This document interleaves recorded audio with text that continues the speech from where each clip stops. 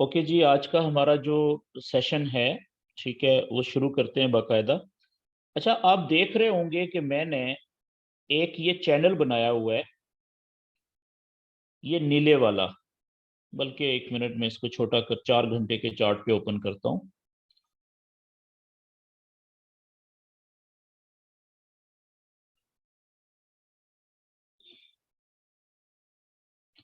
ये मैंने एक चैनल बनाया हुआ है जी। ये जो नीली ऊपर एक लाइन है, ये बेरिश सॉरी बुलिश चैनल बना हुआ है गोल्ड का, ठीक है। और नीचे देखें, ये मैंने दो नीली लाइनें लगाई हुई है। ये मैंने क्यों लगाया हुआ है? मैंने आपको बताया था पिछले सेशंस में कि ये जो चैनल की ऊपर वाली लाइन होती है वो रेजिस्टेंस का काम करती है, और चैनल की नीचे वाली लाइन होती है जो वो सपोर्ट का काम करती है। तो ये जो लाइनें होती हैं बेसिकली, ठीक है, ये हमें अंदाजा होता है कि यहाँ पे जब आके टकराएगी कैंडल, तो ये लाइन जो है उस कैंडल को रोकने की कोशिश करेगी और वापस भेजेगी, वापस धकेलने की कोशिश करेगी। लेकिन बाज औकात ये होता है कि जब आप चैनल बनाएंगे तो कुछ कैंडल्स तो एक सीधी लाइन से कनेक्ट करेंगी उनका लो पॉइंट या हाई पॉइंट, लेकिन कुछ ऊपर भी रह जाएगा। तो उसको कवर करने के लिए आप एक दूसरी लाइन भी ड्रा कर सकते हैं, ठीक है। अब जैसे देखें, यहाँ पे था, तो यहाँ पे मैंने ये दो लाइनें ड्रा की हुई थी। तो इससे मुझे आइडिया हो गया कि इन दो लाइनों के बीच में भी ये सारा सपोर्ट का एरिया है, यहाँ तक कहीं से भी वापस मुड़ सकती है कैंडल। अब आप देखें गोल्ड ने आज क्या किया है, क्योंकि न्यूज थी आज बड़ी, 4-5, तो उसके बाद गोल्ड जो है वो नीचे गिरा, ठीक है। अब मेरे इस चैनल की निचली लाइन को भी तोड़ के, जो सपोर्ट की थी, और नीचे आया है, लेकिन वापस तकरीबन चैनल की लाइन के ऊपर ही जाके क्लोज हुआ है निचली लाइन पे। तो अब मैं वेट कर रहा हूं कि मैं इसको क्या ब्रेकआउट समझूं, ठीक है, या ये ब्रेकआउट नहीं है। तो अब ये अगली कैंडल डिसाइड करेगी, फैसला कर देगी कि अगर तो ये कैंडल वापस अंदर जाके क्लोज होगी तो मैं समझूंगा कि ये ब्रेकआउट नहीं है। अगर ये कैंडल इस चैनल से बाहर नीचे ही क्लोज होती है या इससे अगली, तो मैं समझ लूंगा कि ये अब ब्रेकआउट हो गया। उसके बाद फिर रीटेस्टिंग वाली बात शुरू हो जाएगी कि क्या ये ब्रेकआउट फेक है या रियल है। तो फेक कौन सा होगा कि थोड़ा सा नीचे आके वापस अंदर चली जाएगी कैंडल्स, ठीक है, तो वो फेक ब्रेकआउट होगा। और अगर रियल ब्रेकआउट होना है तो ये नीचे आके वापस थोड़ा सा इधर से ऊपर जाके, ये ऊपर यहां से भी जा सकती है, थोड़ा नीचे आके भी, तो यहां से ऊपर जाके इधर कहीं पे इसको रीटेस्ट करने की कोशिश करेगी और वहां से फिर नीचे जाएगी इस तरीके से, ठीक है जी। तो फिर मैं समझूंगा कि ये रियल ब्रेकआउट है, तो फिर ट्रेंड चेंज हो सकता है। अभी बाय का ट्रेंड है, फिर हो सकता है सेल का शुरू हो जाए, ये बात। अब देखें कि ये वाला हमारा, ये बीच में ये नीले रंग की जो पट्टी है, ये इस वक्त आप समझ लें कि ये सपोर्ट का लेवल है पूरा, ठीक है। और ये ऊपर जो मैंने मैरून ये कलर, ये जो पट्टी बनाई हुई है येलोइश, ये हमारा रेजिस्टेंस का लेवल है। तो अभी तक आप देखें, ये 1 घंटे का चार्ट है, कितने सारे घंटों से, ठीक है, 1 घंटा, ये गिने ना, यहाँ से लेके यहाँ तक कितने घंटे हैं, कम से कम 15-20 घंटे हो गए हैं, बल्कि इससे भी शायद ज्यादा। तो मार्केट कैंडल क्या कर रही है, यहाँ से लो से ऊपर गई, हाई, हाई से फिर लो पे आई, लो से फिर हाई पे, फिर लो पे, फिर हाई पे, फिर ये लो पे। अब देखें, ये एक हिट, दूसरी, तीसरी, आज भी ये चौथी हिट मारी है इसने सपोर्ट के ऊपर। तो अब ये चैनल तो इसने फिलहाल तोड़ दिया है नीचे की तरफ जाते हुए, लेकिन मेरा जो सपोर्ट का लेवल है बड़ा, ठीक है, वो भी आप देखें बिल्कुल इसके नीचे है। चैनल की जो लाइन थी सपोर्ट की, उसके बिल्कुल नीचे है। तो हो सकता है कि ये सपोर्ट का लेवल ही इसको नीचे जाने से रोक दे और फिर कैंडल वापस अंदर चली जाए। तो इसलिए जब तक ये कैंडल इस सपोर्ट के मजबूत लेवल को तोड़ के नीचे क्लोज नहीं होती, उस वक्त तक मैं ये नहीं कहूंगा कि ये नीचे जा रहा है गोल्ड। मेरी बात समझ रहे हैं? तो जब आप अपने चार्ट के ऊपर नॉलेज अप्लाई करते हैं, टेक्निकल नॉलेज, तो आप 2-3 मुख्तलिफ किस्म के नॉलेज जो है वो उनको मिला के अप्लाई करते हैं, ताकि आपको एक क्लियर पिक्चर जो है वो नजर आए और आपको ट्रेड लेने या ट्रेड ना लेने का फैसला करना आसान हो जाए, ठीक है जी। अभी देखें, अभी तक आपने दो नॉलेजेस स्टडी कर लिए हैं। वो कौन सा था? एक, सपोर्ट एंड रेजिस्टेंस के लेवल्स बनाए कैसे जाते हैं और उनको, उनके ऊपर ट्रेड कैसे की जाती है। और दूसरा जो हमने अभी तक पढ़ा है इन पिछले 2 सेशंस में, वो पढ़ा है हमने कि चैनल्स कैसे बनाए जाते हैं, प्राइस एक्शन जिसे कहते हैं, कि कैंडल्स कितनी तरह की वेव बना के मूव करती है, ठीक है जी। तो ये दो चीजें आपके सामने ये मैंने अप्लाई की हुई हैं, ठीक है। एक चैनल बना हुआ है, देखें चैनल में मूव कर रही है और बीच में फिर सपोर्ट और रेजिस्टेंस भी काम कर रही होती है। तो आज मैं आपको पहले तो ये बता दूं कि चैनल के कितनी शक्लें होती हैं।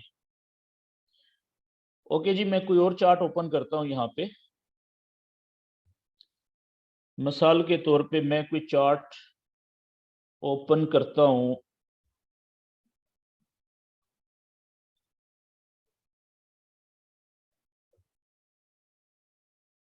ये एक चार्ट है जी, यूरो कैनेडियन डॉलर। ऐसा चार्ट ओपन करता हूं जिसके ऊपर मैंने कोई काम नहीं किया हुआ, कोई सेविंग नहीं की हुई।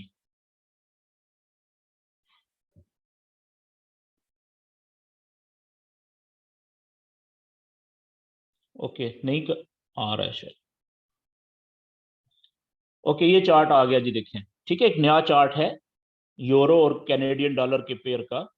और इसमें अब आप देखिएगा, मैं आपको बताने लगा हूं कि चैनल की कितनी शक्लें बन सकती हैं। अभी तक तो हमने शक्लें बनाई थी, एक बुलिश चैनल, एक बेरिश चैनल सीधा सीधा, और एक साइडवेज चैनल। तो क्या सिर्फ यही शक्लें होती हैं? नहीं, ठीक है। इसके अलावा भी तीन चार बड़ी कॉमन शक्लें हैं चैनल्स की, वो अभी मैं बताता हूं आपको। मिसाल के तो होता क्या है कि सबसे पहले तो आपने एक कोशिश करनी होती है 4 घंटे या एक दिन का चार्ट ओपन करना होता है, और एक उसमें आपने बड़ा चार्ट बनाना होता है, सॉरी बड़ा चैनल बनाना होता है। जैसे आप देखें, ये यहां से लेके आप देखिएगा कि मैं एक 1 डे के चार्ट के ऊपर एक चैनल बनाने लगा हूं, जो ऑलरेडी कैंडल्स जिसमें मूव कर रही हैं। और ये मैं ट्रेंड लाइन का कलर ब्लैक कर लेता हूं जी। अब देखिएगा, यहां से लेके ये लो पॉइंट पहला, और यहां से लेके ये आप देखें, ये एक चैनल की ट्रेंड लाइन बन रही है, ठीक है जी, एक ये। और इसी का मैं ऊपर वाला जो लाइन है चैनल की दूसरी लाइन, उसको मैं यहां पे ड्रा कर देता हूं। और ये तकरीबन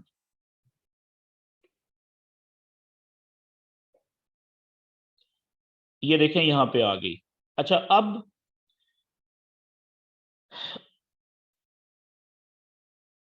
आप अपने अंदाजे के लिए आप देखें, ये जो हमने चैनल बनाया है, चैनल की जो ऊपर वाली लाइन है, इसमें ये वाली जो पहली कैंडल है, ये इसकी विक ऊपर है हमारी रेजिस्टेंस की लाइन से। तो यहाँ पे भी कुछ कैंडल्स हैं जो इस चैनल को तोड़ के बाहर निकली थी, ये फेक ब्रेकआउट था, ठीक है, वापस आ गई।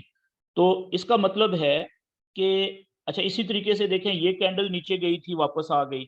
ये फिर नीचे जाके क्लोज हुई थी, फेक ब्रेकआउट हुआ यहाँ पे, ठीक है। बल्कि इस लाइन को हम थोड़ा सा नीचे कर लेते हैं, ये यहाँ पे। ओके जी, तो अब ये ब्रेकआउट कोई नहीं है, सारा ये सारी वापस आई हैं। यहाँ पे देखें, ये ब्रेकआउट हुआ है और ये रीटेस्टिंग भी हुई है इस जगह पे, क्योंकि ये 1 घंटे का चार्ट, सॉरी एक दिन का चार्ट है, ये बहुत बड़ा चार्ट है, एक कैंडल एक दिन की है। जब इसको आप 1 घंटे या 4 घंटे पे लेके जाएंगे तो आप देखेंगे यहाँ पे रीटेस्टिंग बड़ी क्लियर हुई है, और यहाँ से लोगों ने सेल की ट्रेड ली थी और बहुत अच्छा प्रॉफिट लिया था, ठीक है, नीचे तक फिर वापस आई है, और फिर देखे अंदर आ गई चैनल के। तो अब मैं बताने आपको ये लगाऊं कि अब जहां पे आप देखें, जैसे ये ऊपर वाली लाइन है, तो ये जो लाइन है ये भी रेजिस्टेंस का किरदार अदा कर रही है। लेकिन हो सकता है कि ये कैंडल या इससे अगली कोई भी कैंडल जब ऊपर जाएगी, तो ये जो हमारी चैनल की ऊपर वाली रेजिस्टेंस की लाइन है, इसको ये भी रोकने की कोशिश करेगी। हो सकता है ये रोकने में कामयाब हो जाए, लेकिन हो सकता है कि यहां से कैंडल ऊपर चली जाए, जैसे देखें यहां से निकली थी, जैसे यहां से निकली थी, ठीक है। तो फिर इस सूरत में आप यहां पे एक और लाइन भी बना सकते हैं। जैसे मैं इसी को देखिएगा, ये शुरू शुरू में जो दोस्त नए होते हैं उनके लिए, अपनी अंडरस्टैंडिंग के लिए ये आसान हो जाता है। अब अगर मैं एक लाइन यहां पे रख दूं, ये देखें, ठीक है। अब मैंने क्या किया है कि मैंने ये जो कैंडल की बायर विक निकली हुई थी, क्योंकि ये नजदीक है ना बिल्कुल, ठीक है। और इधर जो है वो ये सेंटर वाली तीन कैंडल्स हैं, उनके हाई पॉइंट तो मिनी में मिला सकता, लेकिन सेंटर में यहाँ पे रख देता हूँ, ये इस जगह पे। तो अब मुझे एक अंदाजा हो गया कि अब ये दो लाइनों की मोटाई जो है, इसमें से कहीं से भी ये कैंडल वापस मुड़ सकती है। तो मैं मुतात हो जाऊंगा कि जैसे ही यहाँ पे ये कैंडल इस लाइन को टकराएगी पहली को, अगर ये पहली लाइन इसको नीचे ना मोड़ सकी तो मेरे जहन में होगा कि ओके यार, जब तक ये इसको ऊपर वाली लाइन को तोड़ के भी ऊपर नहीं जाती उस वक्त तक मुझे कोई फैसला नहीं करना चाहिए। क्यों? इन दो लाइनों की मोटाई की एक दीवार है पूरी, ये सारी की सारी रेजिस्टेंस की लाइन है। मेरी बात समझ गए? तो शुरू में आप इस तरीके से दो लाइनें भी बना सकते हैं, लेकिन शर्त ये है कि ये दो लाइनें करीब करीब होनी चाहिए। ठीक है, अब मिसाल के तौर पे जैसे इधर नीचे है, ये नीचे वाली लाइन है, तो अब यहाँ पे अगर आपने दो लाइनें बनानी हो तो वो कैसे बनाएंगे? अब आप देखें कि ये दूसरी लाइन, इसको मैं यहां तक तो मैं इसको कर सकता हूं, ये यहां तक, ठीक है, यहां तक क्योंकि फिर भी करीब है। लेकिन अगर अगर मैं यहां पे रखूं इसको इधर, तो ये तो बहुत मोटी हो जाएगी ना, तो इतना फजूल हो जाएगा। बस यहां तक ठीक है, जो जैसे एक दीवार होती है ये, कि इसके इन दो लाइनों के बीच में जो खाली जगह है, ये भी मुझे अब मेरे जहन को पता चल गया कि ये भी सपोर्ट का एरिया है, यहां से भी कैंडल मुड़ सकती है। मेरी बात समझ गए? अगर इसको तोड़ के नीचे आएगी तो फिर काफी नीचे जा सकती है, जैसे देखें ये काफी नीचे गई हुई है। तो ये अपनी अंडरस्टैंडिंग के लिए आप चैनल बाज औकात इस तरह का भी बना सकते हैं, जहां पे ये कुछ विकें जो हैं वो लाइन से नीचे निकली हुई होती हैं या ऊपर निकली हुई होती हैं। ये बात क्लियर होगी जी? अच्छा, अब मैं आगे एक बताने लगा हूं बात दूसरी, वो ये कि चैनल ये तो बना लिया हमने बड़ा, एक दिन के या 4 घंटे के चार्ट पे। बड़ा चैनल बनाने का हमें क्या फायदा है कि इसकी जो ये वाली रेजिस्टेंस की लाइन है या सपोर्ट की लाइन है, ये बहुत मजबूत है, इसको तोड़ना आसान नहीं होता, या ये फौरन नहीं टूटती, बड़ा टाइम लगाती है टूटने में। ठीक हो गया जी? तो अब इसके अंदर आप देखिएगा, जब हम इसी बड़े चैनल को छोटे चार्ट के ऊपर लेके जाएंगे, जैसे अभी मैं इसको, ये एक दिन का चार्ट है, अब मैं ओपन करने लगा हूं 4 घंटे का चार्ट, ये देखिएगा। तो अब आप देखें कि जब मैं इसी चार्ट को 4 घंटे के ऊपर लेके गया तो ये चैनल देखें कितना बड़ा बन गया है। ठीक है, अब यहां से शुरू करते हैं जी। इस बड़े चैनल के अंदर अब देखिएगा छोटे छोटे चैनल कितने बने हुए हैं, कितनी मुख्तलिफ शक्लों के बने हुए हैं 4 घंटे के मुताबिक। जैसे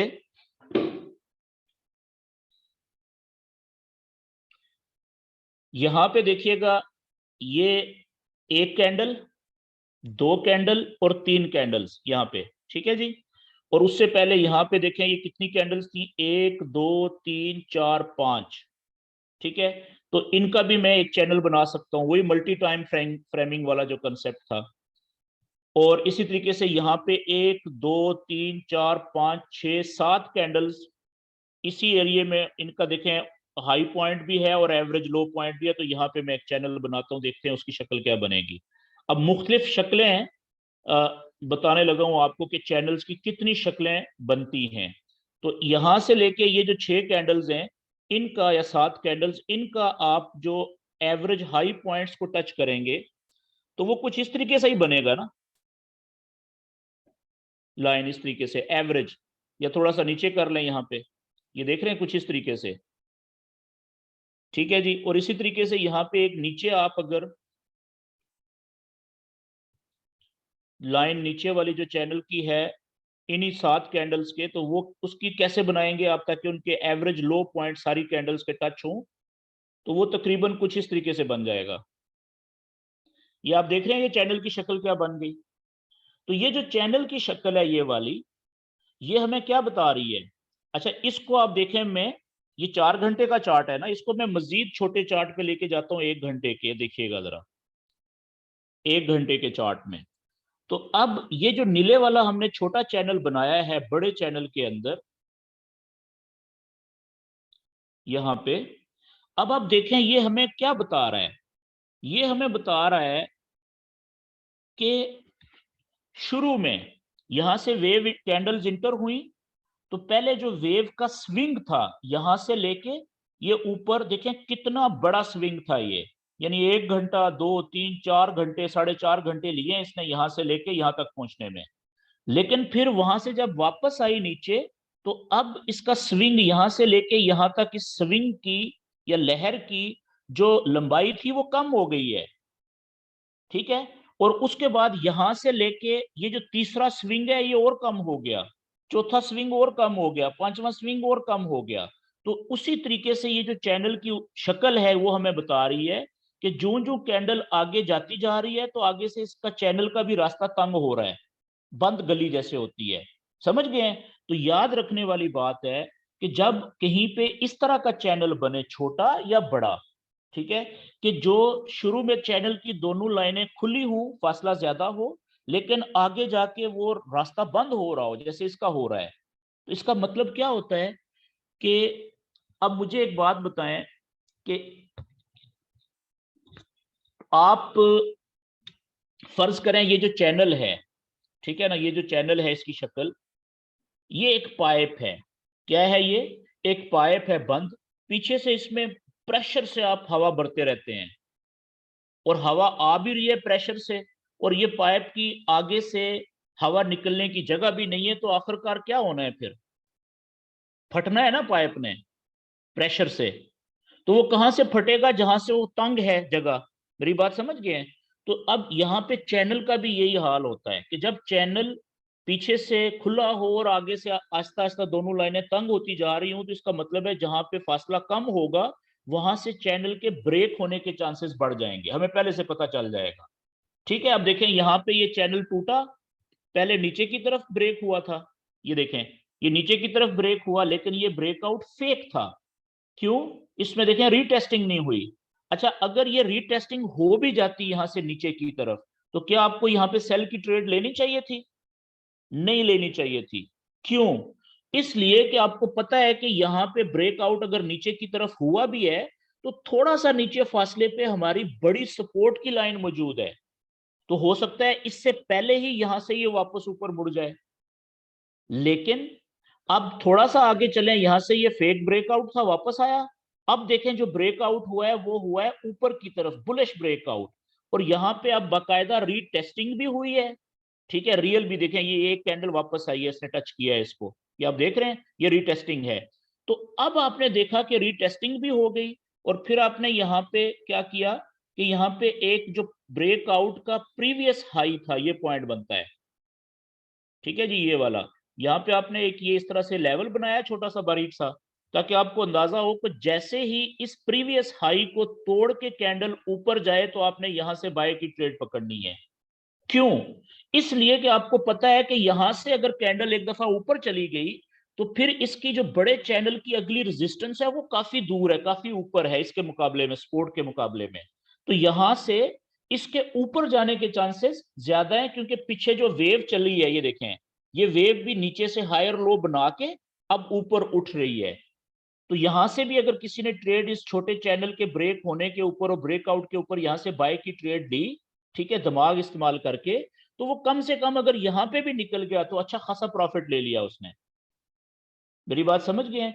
अच्छा, अब यहाँ पे फिर आगे और चैनल बना लें, आप देखें, ये एक चैनल बना हुआ है, यहाँ पे चैनल बना हुआ है, तो चैनल की मुख्तलिफ शक्लें बन रही होती हैं, और वो आपको बड़ा चैनल बनाना इसलिए जरूरी होता है बड़े चार्ट के ऊपर, 4 घंटे या एक दिन के ऊपर, ताकि आपको जो बड़ा चैनल है उसकी सपोर्ट और रेजिस्टेंस की लाइंस नजर आए, और उसके बीच में जब आप छोटे चैनल बनाए तो उनके ब्रेकआउट के ऊपर आप सही जगह से सही ट्रेड ले सकें। जैसे मिसाल के तौर पे अब देखें, यहाँ पे ये ऊपर से आई नीचे, हमें पता है जी कि ये जो काली लाइन है नीचे, ये हमारी चैनल की बड़ी सपोर्ट की लाइन है। अब यहाँ पे टकराया इसने, अब दो ऑप्शन थे कि यहां से या तो ये टकरा के नीचे चली जाती कैंडल इसको तोड़ के, या फिर वापस ऊपर उठ जाती।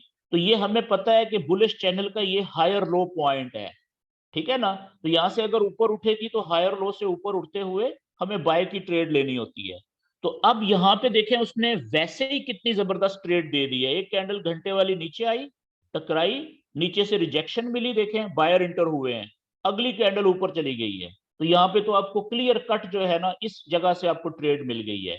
लेकिन अगर यहाँ पे आप चैनल बना लेते, ठीक है, यहाँ पे, तो आपको एक और बड़ी अच्छी ट्रेड मिल सकती थी एग्जैक्ट सही टाइम के ऊपर, जिसे हम मल्टी टाइम फ्रेम कहते हैं। ये आप देखें, अब मैं यहां से एवरेज में कुछ इस तरीके से चैनल बनने लगा है जी।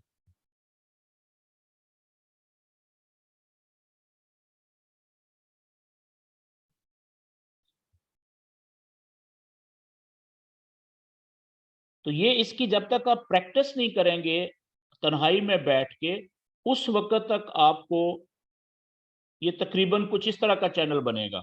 ठीक है, अब आप देखें कि यहां से अगर तो आपने ट्रेड बाय की ले ली थी, वैसे ही के जी ऊपर कैंडल उठ गई है, इस कैंडल को देख के इस जगह से, फिर तो आप प्रॉफिट में जा रहे हैं।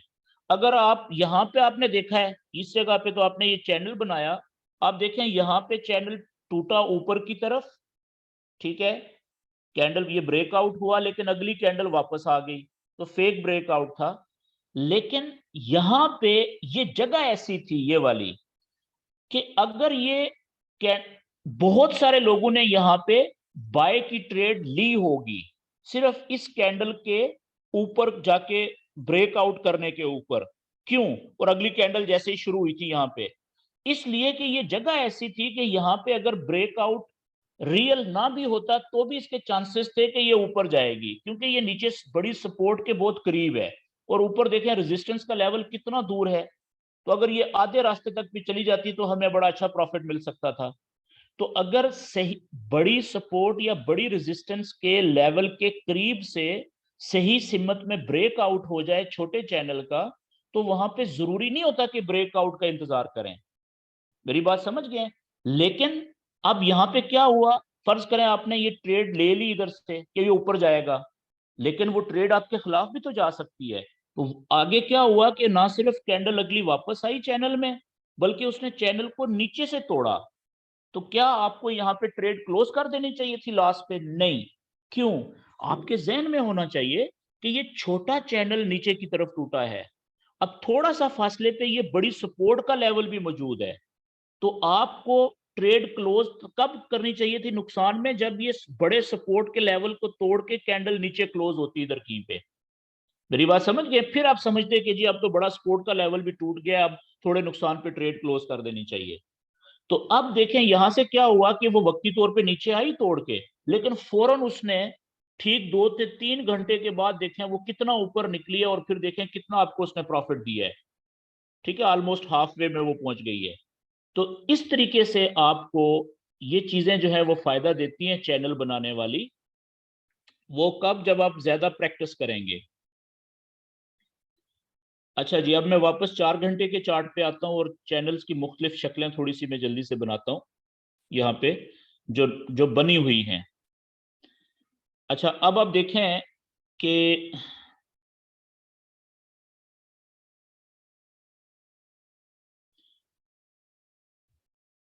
ये एक चैनल बन रहा है, एक ये कैंडल, ये दूसरी कैंडल, तीसरी कैंडल और चौथी कैंडल। ठीक है, इसका हम चैनल बनाते हैं जी यहाँ पे। वैसे तो हर जगह पे चैनल बन रहा है मुख्तलिफ शक्लों के, और इसकी एक लाइन ये आ गई, और एक लाइन जो है चैनल की जो दूसरी है,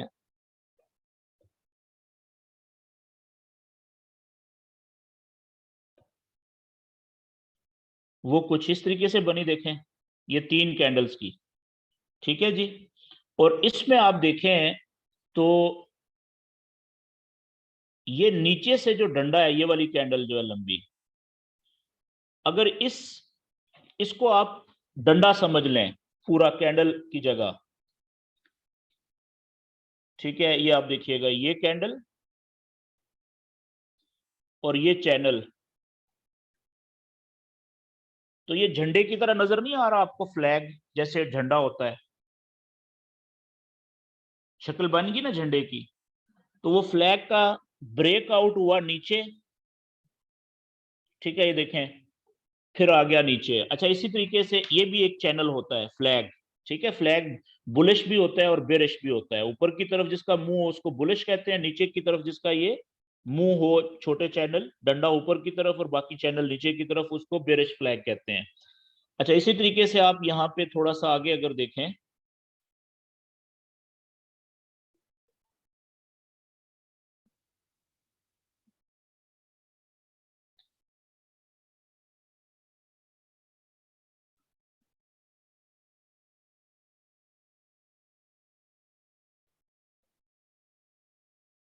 ये सारे चैनल्स बन रहे हैं छोटे छोटे, देखें।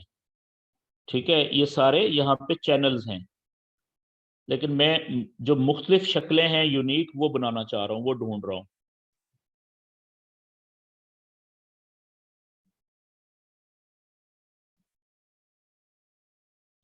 अब देखें ये चैनल भी यहाँ पे ब्रेक हुआ है और कितना जबरदस्त इसने बाय की ट्रेड दी है इधर से। ये वाला देखिएगा, ये चैनल बना था इधर, ये जो 4-5 कैंडल्स हैं ये देखें,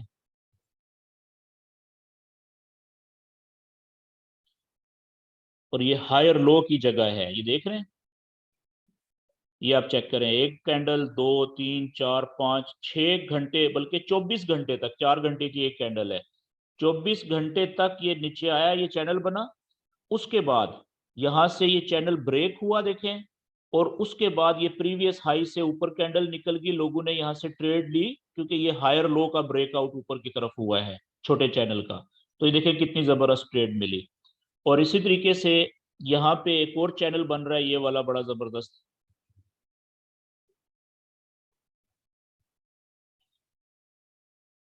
जैसे ये यहां से अगर मैं यहां तक लूं इस तरीके से,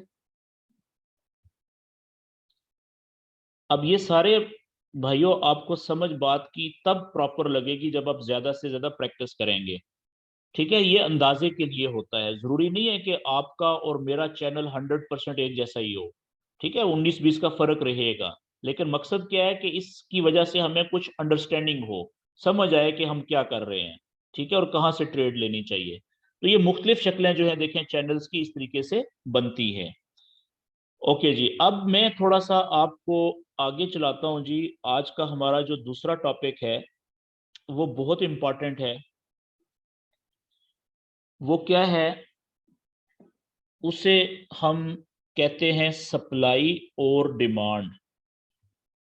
लेकिन उसके लिए ज़रूरी है कि मैं आपके साथ वाइट स्क्रीन शेयर करूं, ताकि आपको पहले कंसेप्ट क्लियर कर दूं और उसके बाद फिर उसको हम चार्ट के ऊपर अप्लाई करेंगे।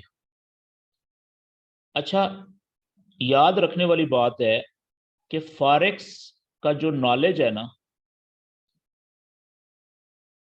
उसमें जिस नॉलेज को सबसे ज्यादा लोग इस्तेमाल करते हैं दुनिया में, सबसे ज्यादा, और जो आपको बहुत ज्यादा फायदा दे सकता है, प्रॉफिट प्रॉफिट वाली ट्रेड्स दे सकता है, उस नॉलेज का नाम है जी सप्लाई एंड डिमांड। ये मैं आज हम शुरू कर रहे हैं जी, सप्लाई और डिमांड जोन्स कैसे बनते हैं। ठीक है जी, यानी सप्लाई एंड डिमांड जोन्स, हम ये होते क्या हैं और ये बनाए कैसे जाते हैं। अच्छा, ये बात करने से पहले मैं आपको एक चीज, एक कंसेप्ट बताना चाहता हूं, और इसको गौर से समझने की कोशिश कीजिएगा। देखें, जो एक मैच होता है ना, मैच, ठीक है, कोई भी मैच। यार ये अली साहब आप बार बार मेरी स्क्रीन के ऊपर लाइनें लगा रहे हैं, तो ये कोई मुनासिब बात नहीं है। या तो मैं फिर वो दूसरा है कि मैं ब्लॉक कर दूंगा, आप नहीं कर सकेंगे ना, वो टाइम जाया होता है फिर उस तरह से। अच्छा जी, एक जो मैच होता है, एक मैच में कितनी टीमें होती हैं यार।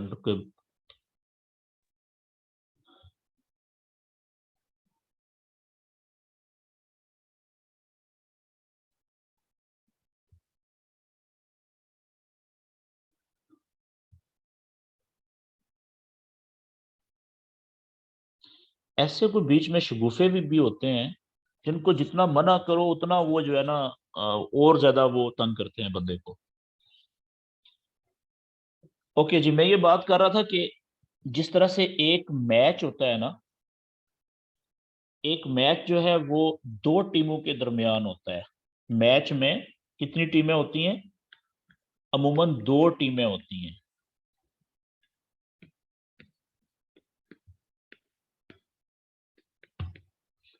टीम ए और टीम बी, पहली टीम और दूसरी टीम, ऐसा ही है ना। दो टीमों के दरमियान ही मैच होते हैं, चाहे वो क्रिकेट का हो, हॉकी का हो, फुटबॉल का हो। याद रखने वाली बात है कि फॉरेक्स की जो ट्रेडिंग है ये भी एक मैच ही है, समझ लें। और फॉरेक्स में जो मुकाबला होता है ना ट्रेडर्स का, वो दो टीमों के दरमियान ही मुकाबला होता है। कैसे कि देखें, फॉरेक्स की दो टीमें हैं पूरी दुनिया में ट्रेडर्स की। एक जो टीम है जिसमें मैं और आप आते हैं, फर्ज करें इसको टीम ए कह लेते हैं, ठीक है जी। मैं, टीम ए में कौन होता है जी? मैं, आप और हमारी तरह के पूरी दुनिया में छोटे और बड़े ट्रेडर मिला के करोड़ों ट्रेडर्स, ठीक है।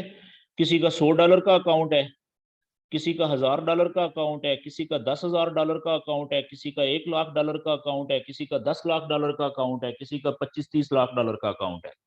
ये सारे लोग करोड़ों की तादाद में हैं पूरी दुनिया में। तो ये सारे लोग मिलके ये टीम ए बना रहे हैं जी, ठीक है। अब प्रॉब्लम ये है कि ये जो टीम बी है ना, दूसरी टीम फॉरेक्स में, मैं अगले पेज पे चला जाता हूं, यहां पे लिखता हूं जी टीम ए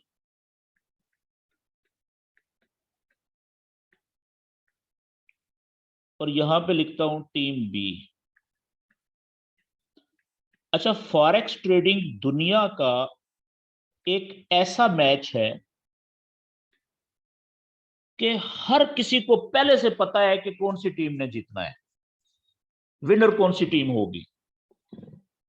क्रिकेट का मैच आप देख लें, अगर वो सही तरीके से खेला जाए, दो नंबरी ना हो, तो पहले से तो हमें नहीं पता चलता ना, मैच जब तक खत्म नहीं होगा हमें नहीं पता चलेगा कि कौन सी टीम जीतेगी। फुटबॉल का मैच देख लें, हॉकी का देख लें, सॉकर का देख लें, तो दुनिया का कोई जो दो टीमों के दरमियान खेले जाने वाला मैच है, उसमें आप पहले से नतीजा नहीं निकाल सकते कि कौन सी टीम विनर होगी और कौन सी टीम लूजर होगी, ऐसा ही है।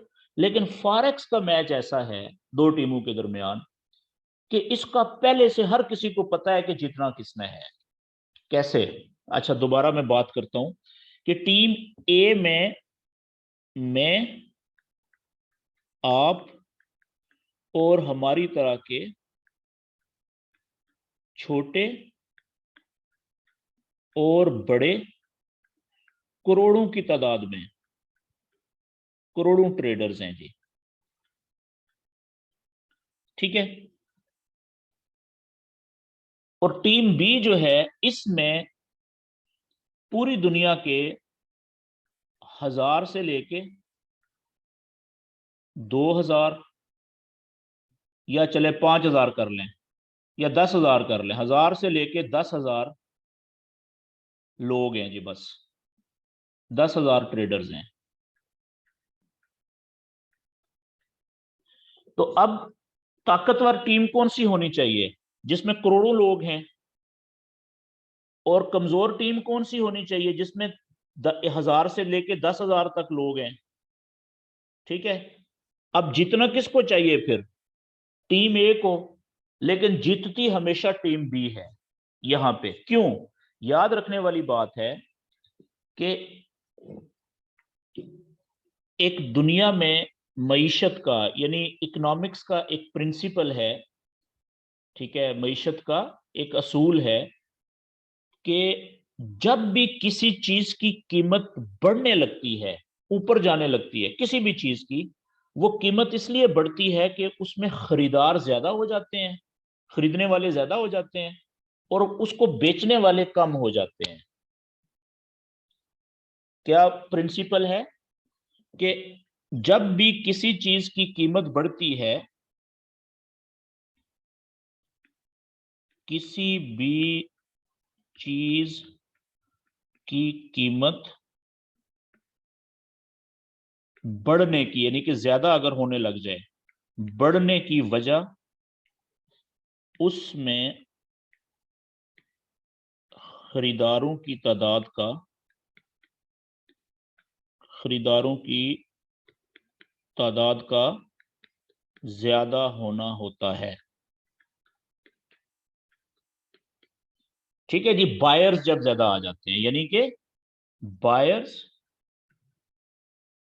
बाय के ऑर्डर लेने वाले जब ज्यादा हो जाएं और जो सेलर्स हैं, सेल के ऑर्डर लेने वाले और सेलर्स कम हो जाएं, तो चीज की कीमत, चीज कोई भी है उसकी कीमत ऊपर जाती है। ये असूल है दुनिया का, मईशत का। इसी तरीके से जो दूसरी चीज कि किसी भी चीज की अगर कीमत कम होती है, होना शुरू हो जाए, तो किसी भी चीज की कीमत कम होने या गिरने की वजह उसमें सेलर्स की तादाद, सेलर्स की तादाद ज्यादा होना होती है और बायर्स कम हो जाते हैं, और बायर्स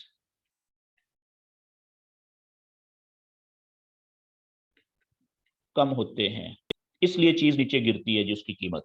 ये बात क्लियर होगी। और याद रखिएगा कि सेलर्स को, जो सेलर्स होते हैं ना, सेलर्स, सेलर्स कौन होते हैं जी?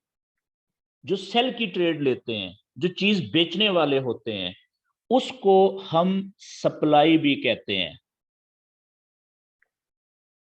सेलर का मतलब सप्लाई, और जो बायर्स होते हैं, चीजों की खरीदारी करने वाले, बाय के ऑर्डर लेने वाले, उनको बायर्स को डिमांड भी कहा जाता है। ये बात क्लियर होगी जी। तो अब सप्लाई का मतलब क्या हुआ? सेलर्स। और डिमांड का मतलब क्या? बायर्स, खरीदने वाले। हमने अभी सीखना है बायर, सॉरी, सप्लाई और डिमांड जोन। जोन कहते हैं इलाके को। चले, ऐसे ऐसे इलाके, ऐसी जगह चार्ट के ऊपर जहां पे सेलर और बायर ज्यादा हो सकते हैं। ठीक है, इसको कहते हैं सप्लाई जोन और डिमांड जोन। अच्छा, अब आगे ये मैं जो कंसेप्ट आपको बता रहा था, अब आप देखें, मैंने आपसे कहा कि जो यहाँ पे विनर है ना, इस मैच की जो विनर है ना, वो ये होगी हमेशा, ये बी टीम होगी। क्यों? ये ऑलवेज विनर होगी जी। ठीक है, और ये जो बेचारी टीम है ना, मेरी और आप वाली, ये ऑलवेज लूजर है फॉरेक्स में। पहले से तयशुदा है, दीवार पे लिखी हुई बात है, पत्थर पे लिखी हुई बात, पक्की बात। ठीक है। क्यों? वजह ये है, देखें, कि फिर जब हमने ये दो चीजें नीचे लिख दी हैं कि किसी भी चीज की कीमत अगर ऊपर जाएगी तो क्यों जाएगी? अगर उसमें बाय के ऑर्डर ज्यादा लगेंगे तो कीमत ऊपर जाएगी। अगर कीमत नीचे जाएगी तो क्यों जाएगी? क्योंकि सेलर ज्यादा हो गए, सेल के ऑर्डर ज्यादा लगेंगे तो नीचे जाएगी। तो फिर फॉरेक्स की मार्केट ऐसी मार्केट है कि इसमें जिस टीम के पास पैसा ज्यादा होगा अकाउंट में, वही ज्यादा ट्रेडें लगा सकेगी ना, बाय कर सकेगी या सेल कर सकेगी। मेरी बात समझ गए? अब ये जो टीम ए है, ये करोड़ों लोग हैं, एक करोड़ों लोग मिला के भी इनके पास, बेचारों के पास टोटल जो पैसा होगा इनके अकाउंट्स में ट्रेड करने के लिए, फर्ज करें वो होगा जी एक 10 अरब डॉलर। 10 अरब डॉलर। ठीक है, वो तीर मार लेंगे तो 20 अरब डॉलर, सबका मिला के करोड़ों लोगों का। वो तीर मार ले तो 100 अरब डॉलर हो जाएगा। ऐसा ही है ना? लेकिन ये जो टीम बी है, जिसमें चंद हजार लोग हैं, इसमें दुनिया के सारे खरबपति शामिल हैं। यानी एक एक बंदा, एक एक कंपनी ऐसी है कि जिसके पास कई कई अरब डॉलर हैं, किसी के पास 50 अरब डॉलर है, किसी के पास 20 अरब डॉलर है, किसी के पास 100 अरब डॉलर है, ठीक है। तो अब इसका मतलब ये हुआ कि फिर इनके पास तो कम से कम 2 से 3 खरब डॉलर तो हर वक्त होता है। खरब डॉलर, खरब का मतलब समझते हैं? एक खरब बराबर, एक जो एक खरब होता है ना, उसमें 1000 अरब होते हैं। तो 1 खरब डॉलर का मतलब 1000 अरब डॉलर। तो दो 40 50 या 100 200 अरब किधर गया? और एक ही खरब में देखें वो 1000 अरब होते हैं। तो फिर पैसा किसके पास ज्यादा है? इसके पास। तो ये लोग अगर चाहें, कीमत कौन फिर चलाते हैं फॉरेक्स की? अगर गोल्ड की या किसी भी चीज की कीमत ऊपर जाती है तो क्यों जा रही होती है? क्योंकि ये लोग उसमें ज्यादा ट्रेड लगा लेते हैं बाय की, क्योंकि पैसा इनके पास ज्यादा है। मार्केट उधर मूव करेगी, प्राइस उधर जाएगी जिधर ये लोग ट्रेड लगाएंगे। मेरी बात समझ गए? तो याद रखने वाली बात है कि ये लॉन्ग टर्म के विनर होते हैं। तो फिर ये टीम लॉन्ग टर्म में कभी भी विनर नहीं हो सकती। तो ये बेचारे फिर इसमें से कौन विनर है? अगर हम पैसा कमाना चाहते हैं, हम तो इस टीम में हैं, तो हमें मौका मिलेगा पैसा कमाने का। लेकिन कौन आदमी इसमें से पैसा कमाएगा? हम में से, टीम ए में से, जो थोड़ा थोड़ा पैसा कमाने के चक्कर में पड़ेगा, जो कहेगा कि नहीं मैंने तो पैसा ही बहुत कमाना है, मैंने तो जनाब अभी 1000 डॉलर को अभी मैंने 2000 करना है या 5000 डॉलर करना है, तो वो नहीं कमा सकता। क्योंकि उसको तो फिर वो एक दिन कमाएगा, अगले दिन वो सारे लेके मार्केट को दे के जान छुड़ाएगा। मेरी बात समझ गए हैं? तो ये बात हमेशा आपके जहन में रहनी चाहिए। ये कंसेप्ट आपको समझ आ गया जी, कि फॉरेक्स में दो टीमें हैं और इस टीम को कहते हैं स्मार्ट मनी। इसका नाम मैं लिख देता हूं यहाँ पे, अगर आपके पास टाइम हो तो आप वेब के ऊपर जाके ना, गूगल के ऊपर, तो आप एक चीज को जरूर स्टडी कीजिएगा, स्मार्ट मनी। इसको स्मार्ट मनी भी कहते हैं, स्मार्ट मनी। फॉरेक्स ट्रेडिंग के अंदर एक दिन में तकरीबन 7 से 8 खरब डॉलर का पैसा लगता है जी। कितना? 7 to 8 ट्रिलियन डॉलर एक दिन में। तो उसमें से 70% से ज्यादा पैसा जो है ना, वो इस टीम का होता है। 70% से ज्यादा। तो फिर विनर तो इन्होंने ही होना है ना, ये हमेशा के विनर हैं। ठीक है जी, ये कभी भी लूज नहीं करेंगे, क्योंकि इनके पास पैसा ही इतना है। अब जैसे गोल्ड है, गोल्ड में ये ट्रेड लगाते हैं बाय की, जहां पे भी है आंखें बंद करके। तो वो गोल्ड कभी जीरो तो नहीं हो सकता, कितना नीचे आ जाएगा? वो जितना नीचे गोल्ड आएगा उतना नीचे से वो और ज्यादा ट्रेड बाय की करेंगे, और नीचे आएगा वो और ज्यादा बाय की ट्रेड करेंगे। मेरी बात समझ गया? तो फॉरेक्स में जो नुकसान करता है, या तो वो बंदा करता है जिसके अकाउंट में पैसा थोड़ा हो और लालच बहुत ज्यादा हो, वो हमेशा लूजर होता है। या फिर वो आदमी कि जो अन्यवाह ट्रेडें लगा रहा होता है, वो लूजर होता है। ठीक है जी, आगे चलते हैं। अब इस बात को, ये कंसेप्ट मैंने बताना जरूरी था, क्योंकि आज का जो हमारा टॉपिक है सप्लाई और डिमांड जोन्स का, ठीक है, उसमें ये कंसेप्ट समझ आना बहुत जरूरी है। अब आप देखें कि बात फिर ये हुई कि जो टीम ए है, ठीक है जी, टीम ए, और ये होगी टीम बी।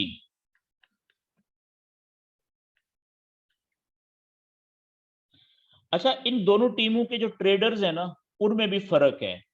ये खुद ट्रेड करते हैं जी। इस टीम में जितने भी लोग हैं ना, ये खुद ट्रेड करते हैं। यानी मैं खुद ट्रेड करता हूं, आप खुद ट्रेड करेंगे अपने अकाउंट के ऊपर, ऐसा ही है। लेकिन ये जो टीम है ना, इसमें वो जो चंद हजार लोग हैं, ये कभी भी खुद ट्रेड नहीं करते, कभी भी खुद ट्रेड नहीं करते। क्यों? एक अरबपति बंदा हो, आपका क्या ख्याल है कि वो खुद बैठ के ट्रेड करेगा? नहीं, वो कहेगा छोड़ो यार। बल्कि उसके लिए आसान काम क्या है कि वो मार्केट से जो बेस्ट ट्रेडर होगा, जो तजर्बाकार ट्रेडर होगा वो उसको सैलरी पे रख लेगा, वो उसे अच्छी सैलरी ऑफर करेगा, उसे कहेगा कि यार मैं आपको इतनी तनख्वाह देता हूँ, आओ ना मेरे लिए काम करो। मेरी बात समझ गए? वो उसको कहेगा कि भाई आप महीने में कितना कमा लेते हो अपनी ट्रेडिंग करके। वो कहेगा जी मैं, फर्ज करें कि मैं जी लाख रुपया कमाता हूँ, वो कहेगा ओके मैं आपको 10 लाख रुपया देता हूँ, आप मेरे लिए ट्रेड करो। तो समझें बात को। तो पूरी दुनिया के जो बेस्ट ट्रेडर होते हैं ना, बेस्ट जो ट्रेडर हैं, वो इस इन लोगों के लिए टीम बी की के लिए ट्रेड कर रहे होते हैं। तो फिर वो तुक्के से ट्रेड तो नहीं करेंगे? क्या ख्याल है आपका? एक तो उनके पास पैसा ही बहुत ज्यादा है, वो ज्यादा पैसा होने की वजह से वो उनका अकाउंट कभी वॉश हो ही नहीं सकता। दूसरा, वो ट्रेड खुद नहीं कर रहे, दुनिया के जो बेस्ट ट्रेडर्स हैं वो उनके लिए ट्रेड कर रहे हैं, वो गलत ट्रेड लेंगे ही नहीं। यानी उनकी हर ट्रेड में के प्रॉफिट में जाने के चांसेस ज्यादा होते हैं। मेरी बात समझ गए? तो अब अगली बात इस कहानी की ये है कि ये जो ट्रेडर होते हैं ना, ये ट्रेडर्स ज्यादातर, ये इंपॉर्टेंट बात है, सप्लाई और डिमांड, एक मिनट वेट कीजिएगा जी, कोई है बाहर।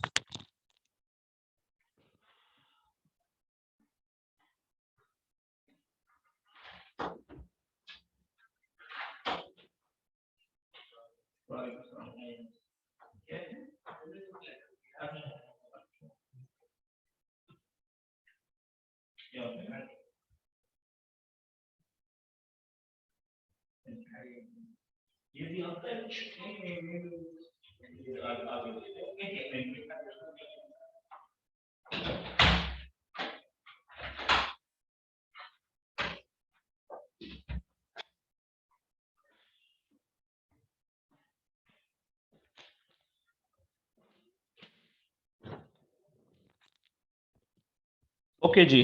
तो मैं ये बात कर रहा था कि ये जो टीम बी के जो ट्रेडर होते हैं ना, जो एक्सपर्ट्स होते हैं, ये ज्यादातर सप्लाई और डिमांड के जो जोन्स होते हैं,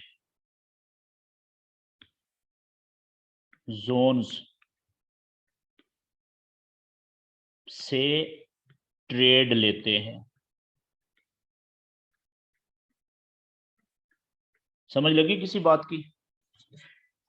तो किस्सा मुख्तसर ये भाइयों, के जो सप्लाई और डिमांड जोन्स है ना, यहां से जो आदमी जो सीख लेगा इनको बनाना, सबसे पहले अपने चार्ट के ऊपर, और उन सप्लाई और डिमांड जोन से जो आदमी ट्रेड लेगा, उसकी ट्रेड प्रॉफिट में जाने के चांसेस 70 से 80% लाजम होते हैं।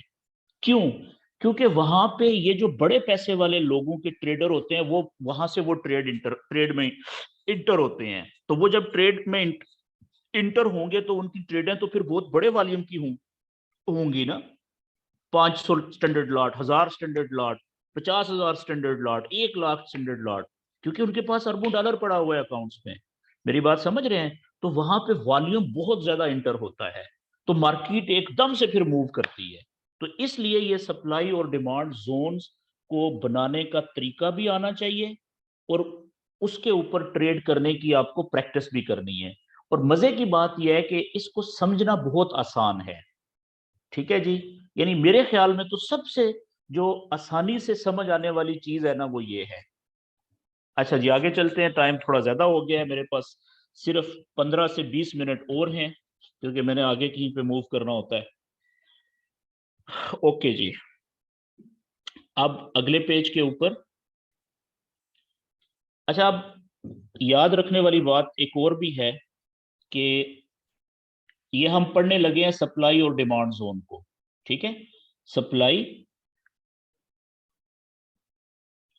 एंड डिमांड हमारा टॉपिक है अभी। अब जो मैं बात कर रहा हूं ये इस हवाले से कर रहा हूं। तो सप्लाई और डिमांड में 4 तरह की कैंडल्स की मूवमेंट होती है, मूवमेंट होती है। पहली ये समझ आ जाएगी, जब बड़ा सिंपल है, जब मैं लिखूंगा ना तो आपको समझ आ जाएगी। पहली जी, 4 तरह की मूवमेंट होती है कैंडल्स की। पहली, अच्छा एक चीज उससे पहले मैं आपको बता दूं कि फॉरेक्स में मिसाल के तौर पे एक कैंडल, ये इस तरह की मूवमेंट, ये ग्रीन कैंडल है, उसके बाद फिर एक ग्रीन कैंडल बनी इस तरीके से, ठीक है। तो ये कैंडल्स हमें क्या बता रही हैं कि ये प्राइस ऊपर जा रही है ना। ये कैंडल्स ये बता रही है कि प्राइस किधर जा रही है जी, प्राइस ऊपर जा रही है, ठीक है। तो प्राइस ऊपर जाने को, प्राइस ऊपर जा रही है का मतलब ये भी होता है कि कैंडल्स रैली कर रही हैं, कैंडल्स रैली, RALLY, रैली कर रही हैं। या यानी प्राइस ऊपर जा रही है। इसको आप ये भी कह सकते हैं फॉरेक्स की जुबान में, सप्लाई और डिमांड की जुबान में, कि कैंडल्स रैली कर रही हैं। क्या कर रही हैं? रैली कर रही हैं। अच्छा, इसी तरीके से अगर कैंडल्स इस तरीके से हों,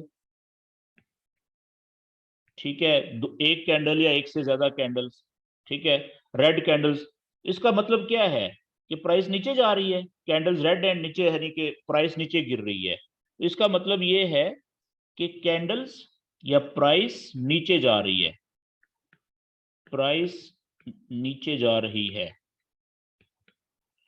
या इसको आप इस तरह से भी कह सकते हैं कि कैंडल्स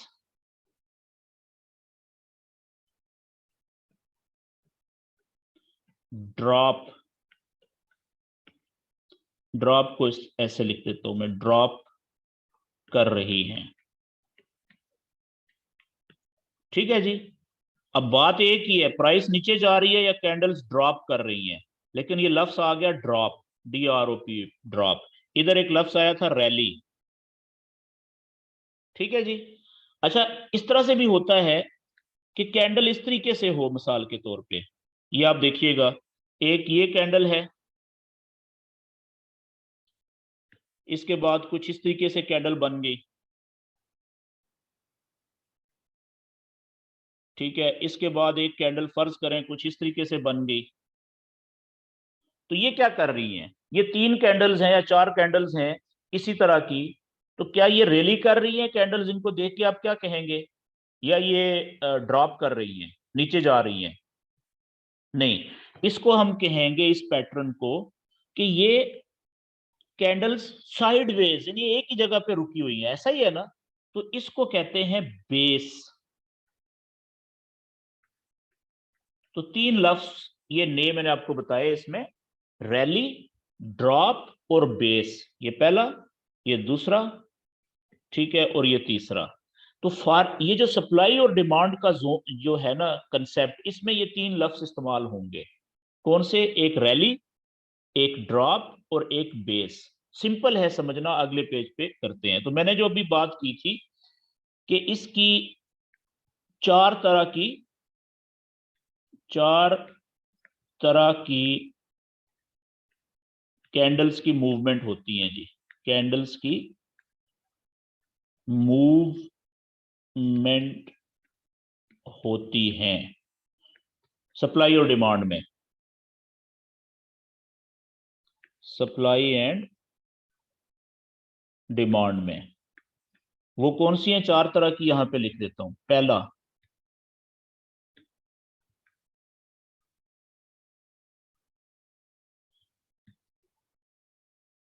कि मिसाल के तौर पे ये देखें, ये कैंडल्स बनी ग्रीन 1 2, ये क्या किया है कैंडल्स ने? रैली की है, क्योंकि प्राइस ऊपर गई है ना, ग्रीन कैंडल्स प्राइस ऊपर जा रही है, ठीक है। तो इसको हम लिखेंगे रैली, ये 2 कैंडल्स ने रैली की है। अगर तीसरी कैंडल है तो भी रैली की है, ठीक है, ज्यादा कैंडल्स हैं तो भी कैंडल्स रैली कर रही हैं। अच्छा, इसके बाद फर्ज करें यहां पे कैंडल रास्ते में एक इस तरीके से बनती है यहां पे, तो ये क्या कर रही है, ये कैंडल रुक गई है ना, ये अब इसने जो रैली का पैटर्न था उसको तोड़ दिया अगली कैंडल ने भी, ठीक है। और अब ये क्या बना, ये तीन कैंडल्स हैं या दो कैंडल्स हैं या एक कैंडल है, ये कंफ्यूजन वाली कैंडल्स हैं। बायर और सेलर जो है वो 50-50% कंट्रोल कर रहे हैं। तो इसको हम कहेंगे, इन तीन कैंडल्स को या एक कैंडल को या दूसरी को या तीन या इस तरह की और भी जितनी भी कैंडल्स आगे बनती जाएंगी, हम इसे कहेंगे कि ये इन्होंने बेस बना दी है यहाँ पे, ठीक है, जिसे आप साइडवेज कहते हैं। अच्छा, इसके बाद क्या होगा, फर्ज करें यहां से, फिर यहां से जब निकले कैंडल तो ये इस तरीके से बनना शुरू हो जाए,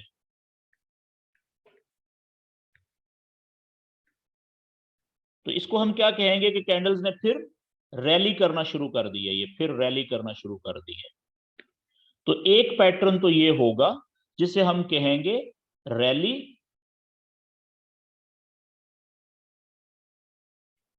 ठीक है, बेस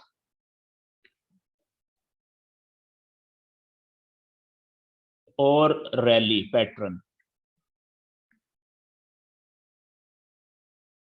ठीक है। इसको आप शॉर्ट में ये भी कह सकते हैं R B R, R rally के लिए, बी बेस के लिए और आर फिर रैली के लिए,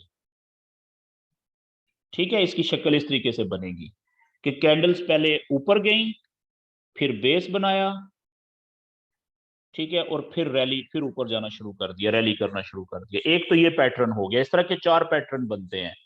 दूसरा पैटर्न क्या हो सकता है, ठीक है जी, दूसरा पैटर्न ये हो सकता है कि यहां पे मैं लिखता हूं, अब आपको ज्यादा समझ आना शुरू हो जाएगी कि पहले कैंडल ने रैली की, ठीक है, यानी नीचे से ऊपर गई, और उसके बाद फिर कैंडल्स ने बेस बनाया, और फिर बेस के बाद रैली करने की बजाय ड्रॉप होगी, नीचे गिरना शुरू हो गई, ठीक है जी, ड्रॉप। तो इसको आप कहेंगे कैसे, आर यानी रैली, बी बेस और आर की जगह डी आ जाएगा ड्रॉप।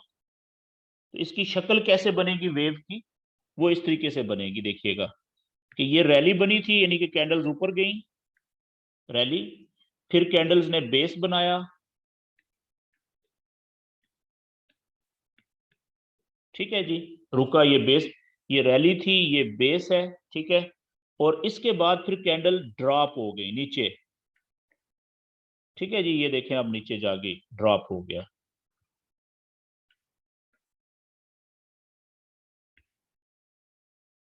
ठीक है जी, ये शक्ल ये बन गई। तो इसको कहते हैं रैली, बेस और ड्रॉप पैटर्न। इसी तरीके से अब जो तीसरा यहां पे बनेगा सीक्वेंस, वो क्या बनेगा, उसको हम कहेंगे कि कैंडल्स फर्ज करें ऊपर से नीचे आ रही थी, ड्रॉप हो रही थी, और ड्रॉप होते होते रुकी, उन्होंने बेस बनाया, ठीक है, और फिर ड्रॉप हो गई, बेस बनाने के बाद फिर ड्रॉप हो गई। तो ये पैटर्न, इसको हम कहेंगे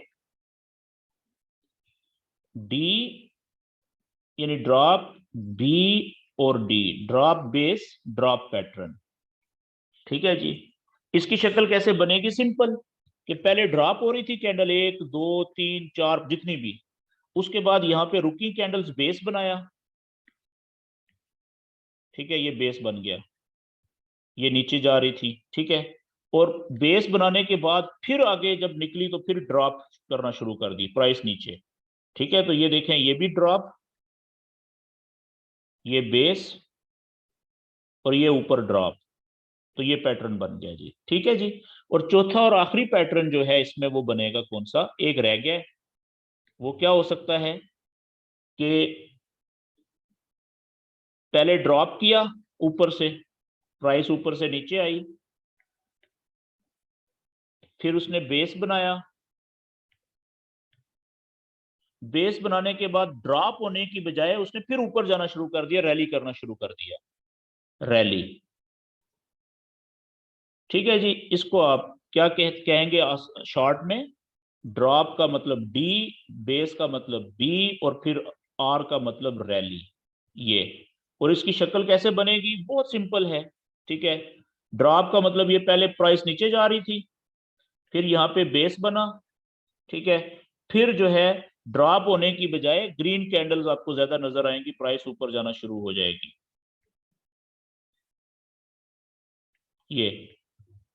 ये देखें, फिर रैली शुरू हो गई।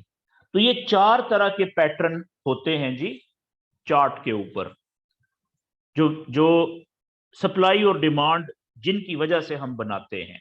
या ये बात क्लियर है जी? यहाँ पे बहुत सिंपल है, मेरे ख्याल में इसमें हर किसी को समझ आ गई होगी। अगर अभी समझ नहीं आई तो आपको जब ये वीडियो मिलेगी तो इसको बार बार देखिएगा, तो आपको फिर समझ आ जाएगी। ठीक है, बाकी आगे आपको अभी और ज्यादा समझ आ जाएगी।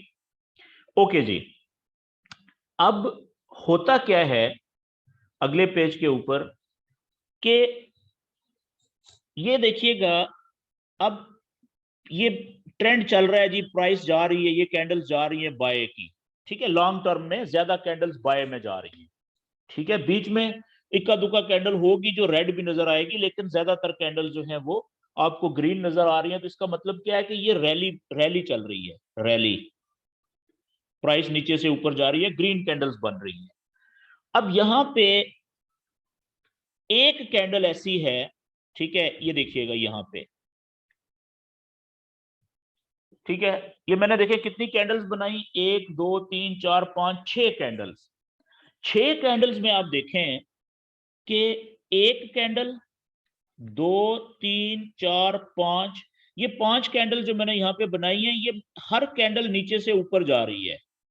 ऐसा है कि नहीं? प्राइस ऊपर लेके जा रही है। एक कैंडल जो है, ये रेड वाली जो मैंने बनाई है छठी, ये ऐसी शक्ल बन गई बीच में कि जिसने इन 5 कैंडल्स का जो सीक्वेंस था ना ऊपर जाने का, उसको तोड़ दिया है। अब इस अकेली कैंडल को, जो रेड कैंडल है, इसको देख के आप क्या कहेंगे कि यार जो प्राइस 5 कैंडल्स ऊपर लेके जा रही थी, ये छठी कैंडल ने उस सिलसिले को रोक दिया है यहां पे। मेरी बात समझ गए?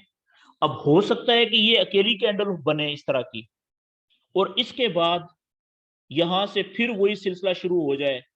ठीक है, आगे फिर यही रैली शुरू हो जाए। तो ऐसी सूरत में ये जो अकेली कैंडल है ना, ये वाली, इस कैंडल को आप बेस कहेंगे।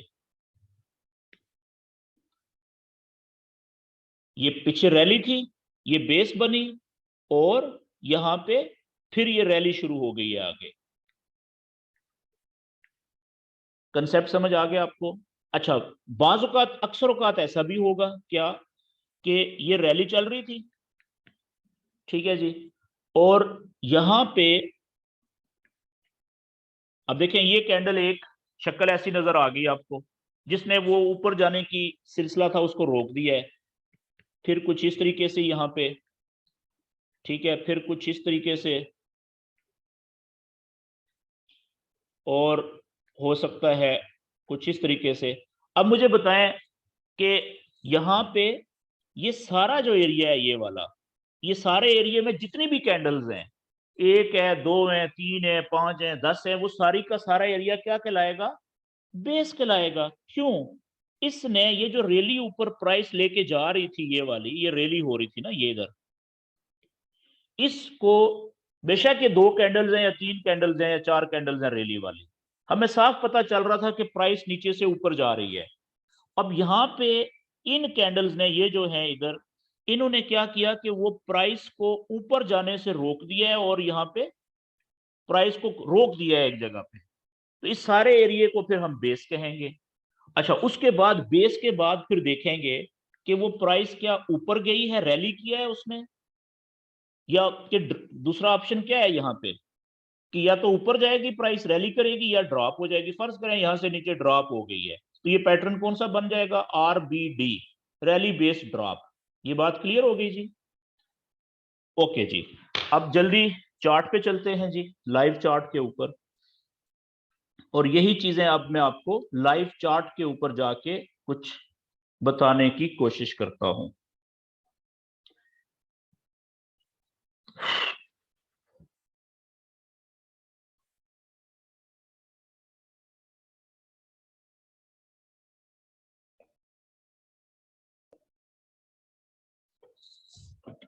बस चार्ट जरा आ जाए सामने।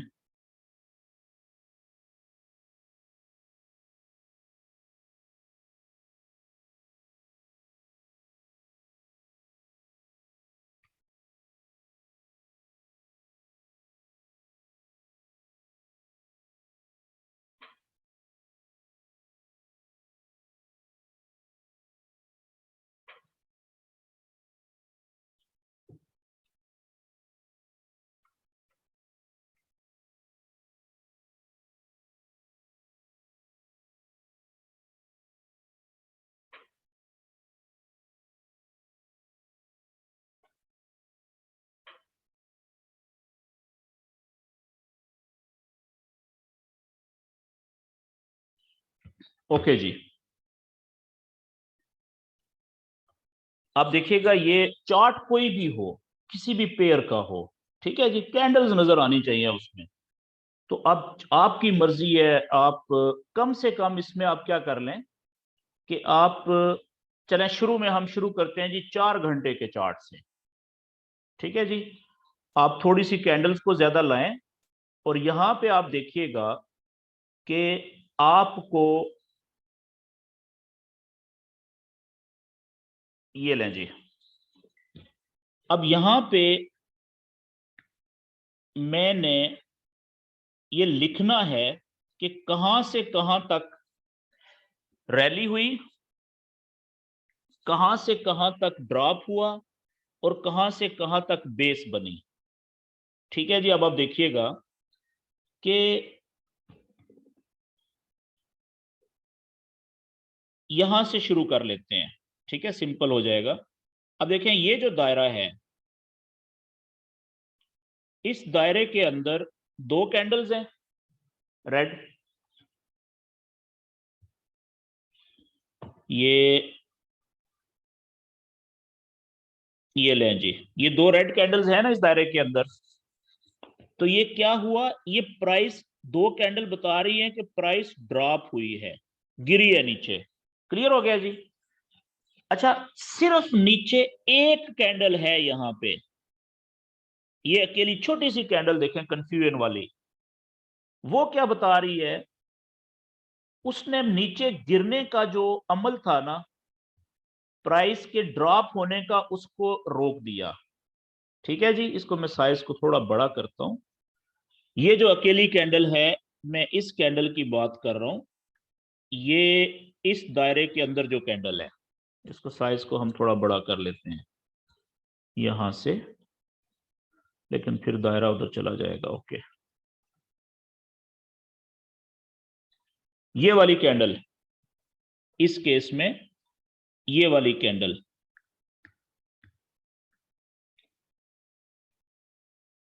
ये, ठीक है जी।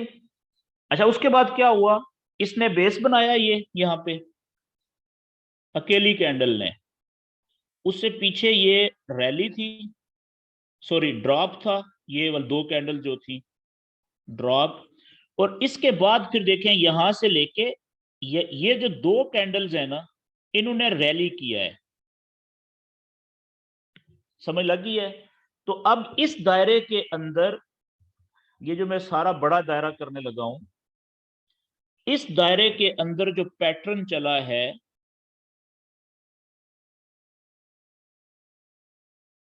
इस दायरे के अंदर वो पैटर्न कौन सा चला है जी, ये पैटर्न चला है, पहले ड्रॉप हुआ जी डी, फिर बेस बना और फिर रैली बनी, ये पैटर्न चला है जी, डीबीआर। समझ लगी बात की। अच्छा, उससे आगे अब आप देखिएगा कि ये जो यहां से लेके ना, इतनी जगह है यहां से लेके, और ये सारी जगह जो है ना, इस नीले दायरे के अंदर ये बेस बना हुआ है जी। ये क्या बना हुआ है, ये बेस बना है। क्यों, इनमें से जितनी भी कैंडल्स हैं, कितनी कैंडल्स हैं, 1 2 3 4 5 6 7, ये सारी की सारी कैंडल्स ऐसी हैं जो एक ही जगह पे खड़ी हैं, प्लस 19-20 के फर्क से, ना कोई ज्यादा ऊपर जा रही है ना ज्यादा नीचे जा रही है। ये दो आखिर में ग्रीन कैंडल्स हैं जो ऊपर गई हैं, लेकिन उनका साइज ये जो पिछली बड़ी कैंडल्स थी उनसे बहुत छोटा है। मेरी बात समझ गए? उसके बाद क्या हुआ, ये आप देखें कि ये एक कैंडल, अकेली कैंडल है, देखें कितनी बड़ी है, रेड। इसने, इसको हम क्या कहेंगे, ड्रॉप। ये ड्रॉप कैंडल है, रेड कैंडल अकेली है बेशक, लेकिन देखें ना इसने कितनी कैंडल का फासला तय किया है नीचे गिरते हुए। तो ये भी अकेली कैंडल ने रैली की है। और फिर ये आगे देखें, यहाँ पे ये जो 3 कैंडल्स हैं, इन्होंने क्या बनाया है, इन्होंने बनाया है बेस। फिर तो ये अकेली कैंडल रेड वाली ड्रॉप, ये 3 कैंडल्स मिलकर इन्होंने बेस बनाया। और फिर जो आगे ये वाली अकेली कैंडल है रेड, इसने अकेली कैंडल ने क्या बना दिया, ड्रॉप। ठीक हो गया जी। तो अब इस पैट यहां से, अब आप देखिएगा कि इस दायरे के अंदर,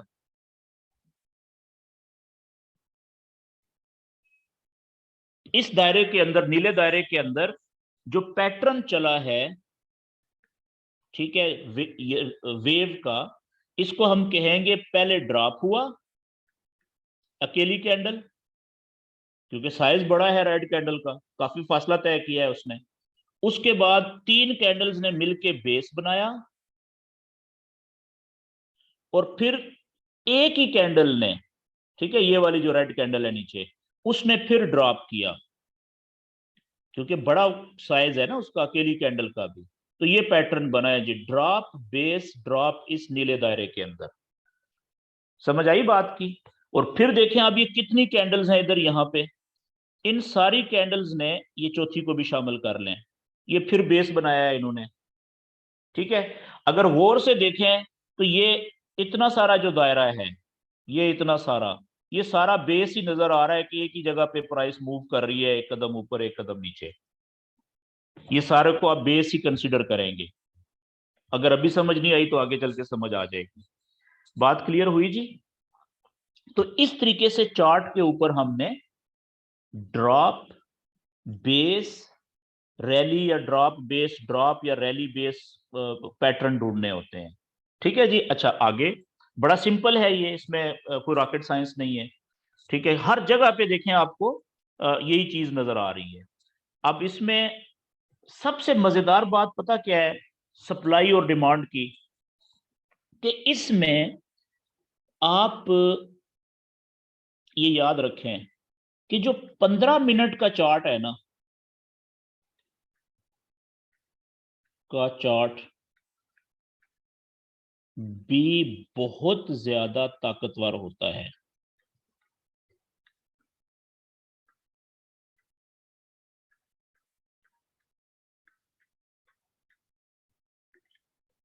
लेकिन किस में, यहां पे पहले मैं लिख देता हूं, सप्लाई एंड डिमांड में, इस टेक्निक में, सिर्फ मैं इस टेक्निक की बात कर रहा हूं, सप्लाई और डिमांड की। ठीक है, कि इसमें 15 मिनट के चार्ट पे भी जो आप सप्लाई या डिमांड के जोन बनाएंगे ना, वो भी बहुत ताकतवर होते हैं। और अगर आप 30 मिनट के चार्ट पे आ जाएं तो वो तो फिर 15 मिनट से भी ज्यादा ताकतवर होता है। और अगर आप 1 घंटे पे आ जाएं, वो उससे भी ज्यादा ताकतवर होता है। तो बस ये मैक्सिमम इसमें आपने 4 घंटे तक जाना होता है, बस काफी है, इससे बड़े चार्ट की जरूरत नहीं होती।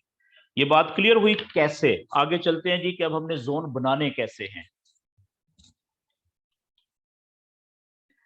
सबसे पहले मैं क्या करता हूं कि 4 घंटे के जोन ही बनाता हूं जो चार्ट ओपन हुआ हुआ है। ठीक है जी।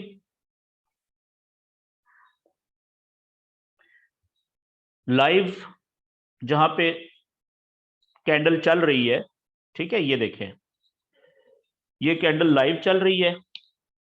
और इससे पहले पीछे माजी में जो कैंडल्स क्लोज हो चुकी हैं, वहां पे आपने देखना है, पीछे पैटर्न ढूंढना है कि जो आखिरी पैटर्न हमें मिल रहा है वो क्या पैटर्न बना हुआ है। आप देखें ये ड्रॉप हुई है एक कैंडल, ये ड्रॉप हुई है ना, कितनी बड़ी अकेली कैंडल है 4 घंटे की, ये ड्रॉप हुई, ठीक है। उसके बाद ये बेस बना था, ये देखें 1 2 और 3 कैंडल ने यहाँ पे बेस बनाया है। फिर अकेली कैंडल ये थोड़ी सी बड़ी है रेड ये वाली, इन 3 कैंडल्स की निस्बत जो बेस बनाया था, ये आप देखिएगा, मैं इधर थोड़ा सा यहाँ पे आपको एक दफा फिर, कि ये इस कैंडल की बात कर रहा हूं मैं, ये अकेली कैंडल ड्रॉप हुई, कितनी प्राइस नीचे आई, 1 2 3, इन 3 कैंडल्स ने मिलके फिर यहाँ पे बेस बनाया, और फिर ये अकेली कैंडल जो रेड है, अब देखें इसको 4 घंटे की कैंडल है, 4 घंटे तक प्राइस नीचे गिरती रही, इसको आप कह सकते हैं कि ये क्या बना, ये ड्रॉप हुआ, ठीक है जी। अब हम क्या करेंगे, और उसके बाद से, इस ड्रॉप के बाद से अभी तक, ठीक है ना, फिर आगे देखें, फिर छोटा सा बेस ये भी बना हुआ है, ये यहां पे ये भी बेस बना हुआ है, और उसके बाद ये जो कैंडल है ये भी ड्रॉप बना हुआ है, ठीक है। तो अब इसके बाद से अभी तक वो प्राइस ऐसे लग रहा है कि इसी लेवल के बीच में ही चल रही है, यानी कि साइडवेज में चल रही है। तो अब यहां पे आप देखिएगा कि मैं जोन बनाने लगा हूं जी, इसको सारे को साफ करता हूं। एक तो हमारा ये जो पहला बड़ा ड्रॉप हुआ था, ठीक है ना, एक जोन तो हमारा बनेगा यहां पे, वो जोन कैसे बनेगा, मैं इधर से ये टूल्स में आके ये रेक्टेंगल को क्लिक करता हूं, ठीक है। और ये हमारा जो पहला बेस था, इसका मैं कलर सारे को, ये इसको ना, ये जो बेस है इसको मैं एक डब्बे में ले आता हूं, और ये लें जी, ये जो हमारा बेस है ना ये वाला, इसको मैं इस बेस की जितनी मोटाई है, ये लें, ये जो बेस बना हुआ है ना यहाँ पे, ये देखें, मैंने बेस के अंदर 1 2 3 4 कैंडल्स हैं, मैंने चारों कैंडल्स का मैक्सिमम जो लो पॉइंट था और मैक्सिमम हाई पॉइंट था उतना मोटा कर दिया है इसको, अपने पट्टी को, और आगे फ्यूचर में मैंने खींच दिया है, ठीक है जी। अब इस बेस के बाद यहां पे आप गौर करें कि ये जो मैंने बेस बनाया है,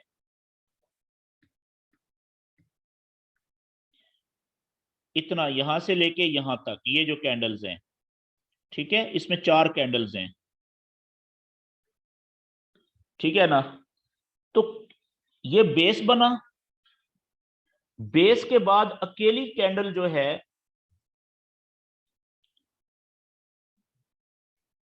वो हुई ड्रॉप, ये याद रखने वाली बात, कि जब भी बेस के बाद कैंडल एक या एक से ज्यादा ड्रॉप होती हैं, तो वो जो पिछला बेस होता है ना, वो सप्लाई जोन कहलाता है, सप्लाई जोन। सिंपल, कि बेस बनी, अगर बेस के बाद कैंडल एक या एक से ज्यादा ड्रॉप हुई है, तो वो जो पिछला बेस था उसको आप सप्लाई जोन कहेंगे।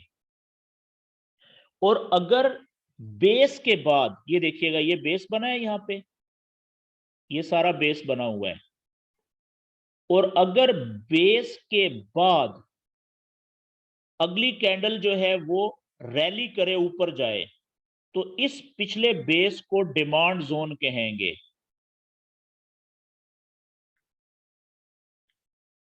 समझ आई बात की, कि अगर बेस के बाद, बेस बनने के बाद कैंडल जो है वो ड्रॉप हो जाए, एक या एक से ज्यादा बड़े वॉल्यूम वाली बड़ी कैंडल्स, ठीक है जी, तो वो जो बेस होगा वो मुस्तकबिल के लिए, आने वाली कैंडल्स के लिए सप्लाई जोन बन जाएगा। और अगर बेस बनने के बाद कैंडल्स रैली करें, ऊपर जाएं, तो वो जो पिछला बेस होता है वो मुस्तकबिल के लिए डिमांड जोन बन जाता है। ठीक है जी। मैंने आपको बताया था कि सप्लाई जोन में कौन मौजूद होते हैं। सप्लाई जोन का दूसरा मतलब क्या है? सेलर्स।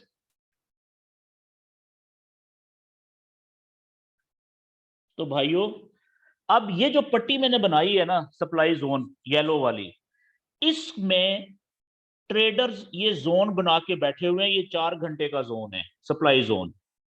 याद रखिएगा कि जब कभी मुस्तकबिल में, ठीक है, जब कभी मुस्तकबिल में ये कैंडल इस जोन को टकराएगी, जब भी, हो सकता है आज ना आए, जब कभी कैंडल ऊपर आएगी ना, तो ये जो सप्लाई जोन है, इसमें लोगों ने, जो बड़े बड़े, वो जो स्मार्ट मनी वाले टीम बी के जो ट्रेडर हैं, उन्होंने बड़े बड़े सेल के ऑर्डर, पेंडिंग ऑर्डर लगा के छोड़ दिए हुए हैं। क्या लगा के छोड़ दिए हुए हैं? सेल के पेंडिंग ऑर्डर यहां पे उन्होंने छोड़ दिए हुए हैं। सॉरी, सेल के सेल्स पेंडिंग ऑर्डर्स।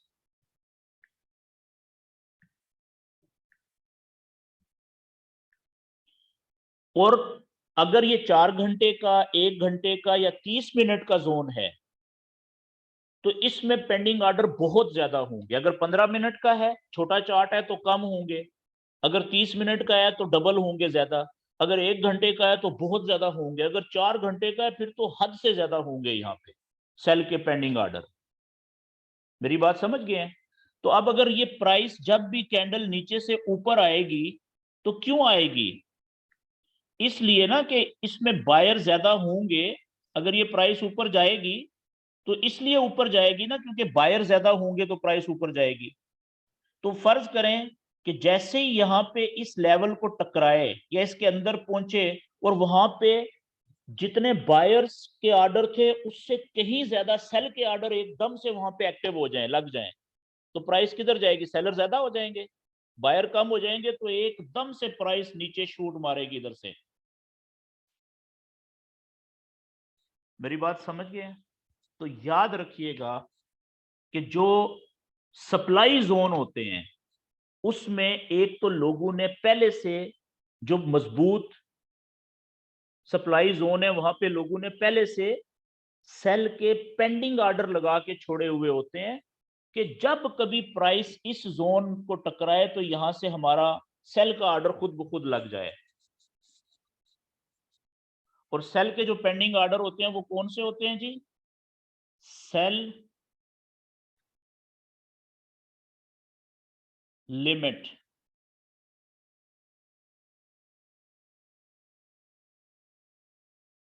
ठीक है। और एक ऑर्डर होता है सेल स्टॉप। ये दोनों मुख्तलिफ हैं। ठीक है, अगले सेशन में मैं आपको इन दोनों में फर्क बता दूंगा, याद करवाइएगा कि सेल लिमिट में और सेल स्टॉप की ट्रेड में ये दोनों पेंडिंग ऑर्डर हैं सेल के।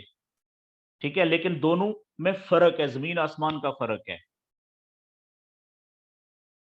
अभी बता दूं कि अगर प्राइस नीचे है सप्लाई जोन से, आप चाहते हैं कि जब प्राइस कभी इस जोन को टकराए और यहां से आपका सेल का ऑर्डर लग जाए, और अगर नीचे जाए तो आपका प्रॉफिट हो, तो फिर सेल लिमिट लगाएंगे यहां पे। ठीक है, सेल लिमिट।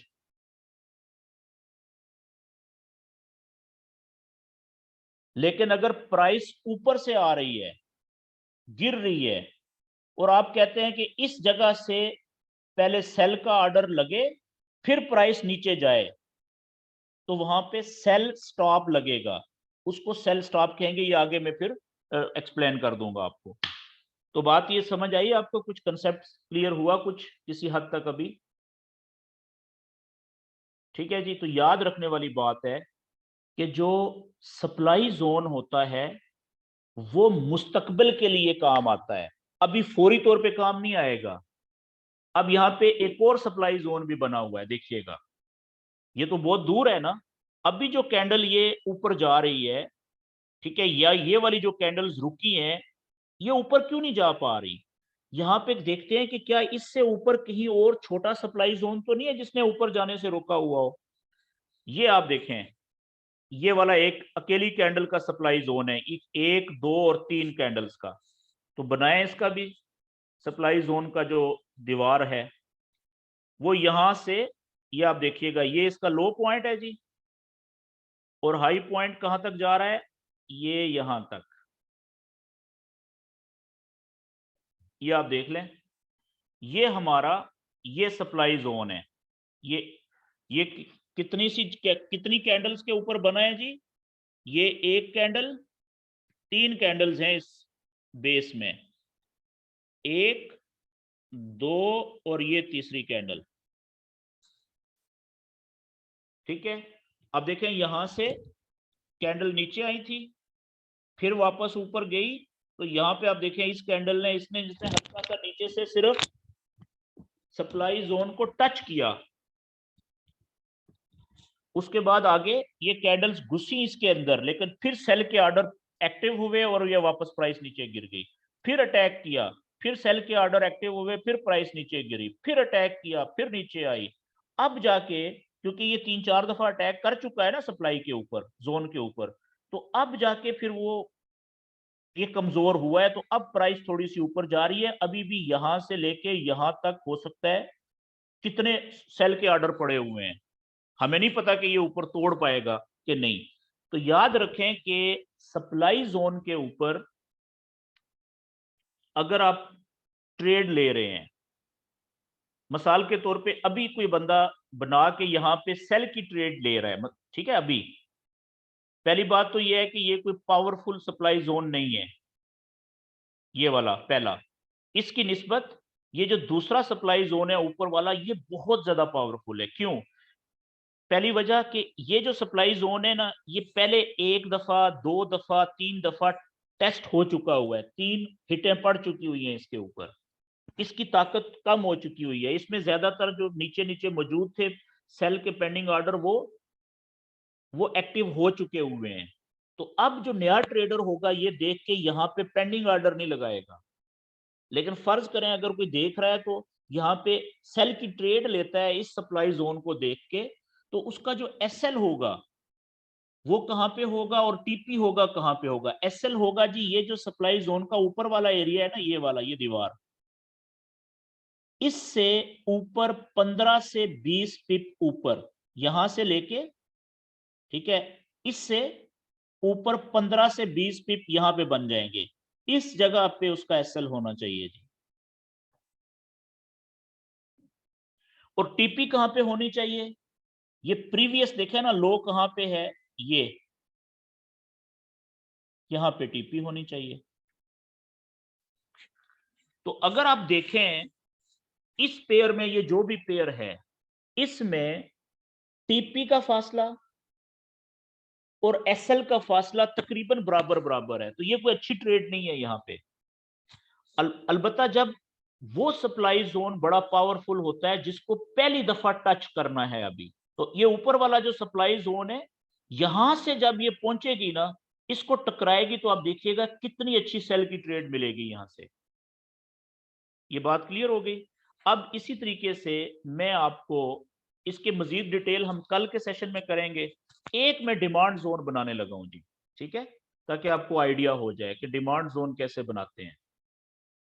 थोड़ा सा हम पीछे लेके चलते हैं जी, माजी में, ताकि आपको पता भी चले कि अच्छा, यहां पे देखें,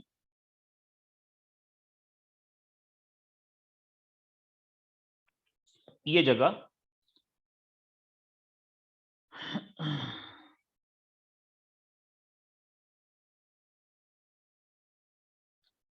बल्कि ज्यादा आसानी के लिए ये जगह आप देखें, ये वाली कैंडल देख रहे हैं, ये ऊपर से देखें ड्रॉप हुई है। अब चेक कीजिएगा जरा, ये यहां से लेके, असल में मेरा सेशन लंबा हो गया और मुझे निकलना है, ये वाला जो सारा ड्रॉप हुआ है जी, ये देखें,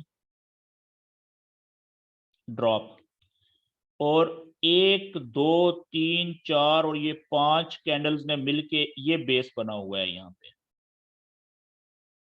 ठीक है जी। उसके बाद फिर रैली हुई है, आगे कैंडल ऊपर गई है 2, ठीक है ना। तो अब मैंने यहाँ पे बेस बनाना है। अब देखिएगा, क्योंकि बेस के बाद कैंडल्स ऊपर गई है ना ग्रीन, तो बेस के बाद अगर बेस बनने के बाद कैंडल्स ऊपर जाएं तो वो बेस वाला एरिया क्या बनता है, डिमांड जोन बनता है। तो अब देखिएगा मैं डिमांड जोन बनाने लगा हूं यहाँ पे, और ये मुस्तकबिल में काम देगा। बाय के लोग यहाँ पे ट्रेडर लेंगे। ये मैं यहाँ पे डिमांड जोन का जो कलर है पट्टी का, वो मैं फर्ज करें कि ये कर देता हूं, और यहां से मैं ये हाई से लेके ये लो, इतनी मोटाई है जी इसकी। ठीक है, इसको मैंने आगे खींचना है।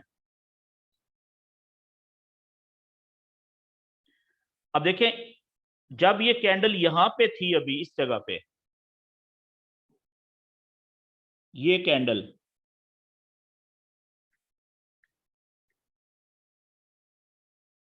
तो आपने ये डिमांड जोन बना लिया था नीचे। अब आप देखिएगा कि आप पहले से ये डिमांड जोन बना के बैठे हुए हैं इस तरह से। ठीक है जी। और अब आप देखें कि कैंडल जब यहां से ऊपर गई, ये आपने डिमांड जोन बना लिया है, और जब वापस कैंडल नीचे आई है इस डिमांड जोन को टकराया है यहां से, तो लोगों के पेंडिंग जो बाय के ऑर्डर थे वो एक्टिवेट हुए, वापस देखें ऊपर गई, फिर एक दफा, दूसरी दफा फिर आई, देखें नीचे, लोगों ने यहाँ पे अच्छा खासा प्रॉफिट ले लिया क्योंकि 4 घंटे का चार्ट है। फिर देखें दूसरी दफा बड़ी तेजी से नीचे आई, लेकिन आखिर तक जब पहुंची, वो देखे थोड़ा सा नीचे भी गई है ये कैंडल, लोगों के एसएल जो लगे हुए थे वो उठाए उसने, फिर यहां से कितना प्रॉफिट दिया। लेकिन जब तीसरी दफा आई तो उसने और ज्यादा नीचे एसएल खाए हैं लोगों के, लेकिन फिर ऊपर गई, लेकिन ज्यादा ऊपर नहीं जा सकी, फिर उसने ये डिमांड जोन तोड़ दिया। ये देखें कैंडल नीचे क्लोज होगी, टूट यहां पे भी गया था वैसे, ये देखें कैंडल नीचे क्लोज हो गई है। ठीक है, तो याद रखें कि जब एक दफा डिमांड जोन या सप्लाई जोन टूट जाता है, यानी कैंडल नीचे आके क्लोज हो जाए, तो फिर वो आगे मुस्तकबिल में काम नहीं करता, वहां पे वो खत्म हो जाता है। तो ये यहाँ पे खत्म हो गया था जी, ये डिमांड जोन आगे नया बनेगा। आप देखें यहाँ पे क्या बन गया, ये बेस बनी, बेस के बाद ये ड्रॉप हुआ, तो ये सप्लाई जोन बन गया यहाँ पे मुस्तकबिल के लिए। सप्लाई जोन का जो कलर है, हम इस तरह से, ये सारा बेस है जी यहाँ पे, ये इतना सप्लाई जोन बन गया। इसको आप आगे एक्सटेंड करें, देखें कि इसने काम किया है कि नहीं किया। जब भी कैंडल वापस मुड़ेगी, इस यहां से लोग सेल की ऑर्डर लेंगे। ये देखें, ये आप देखें यहां पे आया था, सिर्फ टच किया है नीचे से, ये फिर नीचे देखें कितना प्रॉफिट दिया है। फिर दोबारा उसने कोशिश की तो पास भी नहीं पहुंच सका, लोगों ने पहले ही सेल के ऑर्डर लगा लिए। फिर क्योंकि एक दफा तो टेस्ट हो गया है ना, तो अब अगली दफा गया, उसने देखें यहाँ पे ऊपर एसएल खाए हैं लोगों के। ठीक है, मैंने जो कहा था कि इससे 15 से 20 पिप ऊपर आपका एसएल होना चाहिए। अब इसने देखें अभी भी ये टूटा नहीं है, क्योंकि सिर्फ एसएल खा के वापस आ गई है कैंडल ये यहाँ पे, और देखें कितनी जबरदस्त फिर सेल की ट्रेड मिली है। तो अब जब भी कैंडल नीचे से ऊपर आएगी, तो उसको पहला ये सप्लाई का लेवल है ये टूटेगा, फिर ये दूसरा है ये टूटेगा, तो तीसरा सप्लाई का जोन अभी ये एक्टिव है, ये ऊपर वाला।